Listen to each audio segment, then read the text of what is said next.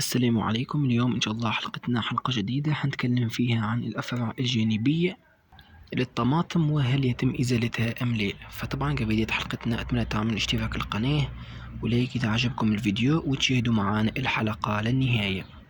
طبعا مثل ما تلاحظ أمامكم ما شاء الله هذه شتلة الطماطم بعد تقريبا شهر ونصف من الزراعة، وطبعا في بداية التزهير.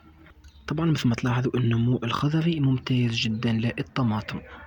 طبعا الطماطم في الفترة هذه أو في بداية التزهير بتطلع أفرع جانبية بالشكل هذا، لاحظنا معكم، وكذلك ما بين الأوراق.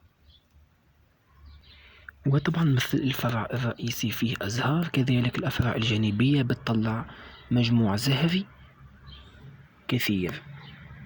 فطبعا بتجيني أسئلة كثيرة عن هل يتم إزالة الأفرع الجانبية أم لا.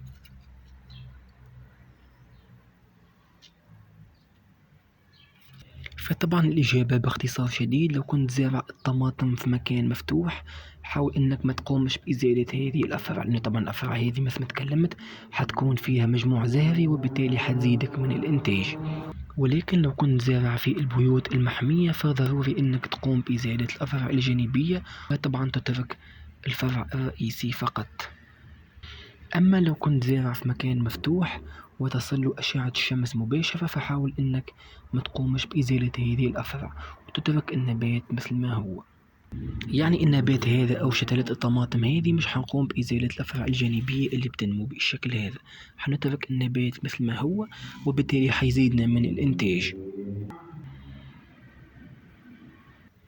ولكن لو حابب انك تقوم بإزالة هذه الأفرع فطبعا ما فيش اي مشاكل، ممكن تقوم بإزالتها، ولكن الانتاج حيكون قليل جدا. فحاول انك تخلي الأفرع هذه وان شاء الله حتزيدك من الانتاج. فطبعا في نهاية الحلقة أتمنى تكون عجبتكم وعرفتوا هل يتم إزالة الأفرع الجانبية اللي بتنمو بجنب الطماطم أم لا. وإن شاء الله ملتقانا في الحلقات المقبلة، وشكرا والسلام عليكم ورحمة الله تعالى وبركاته.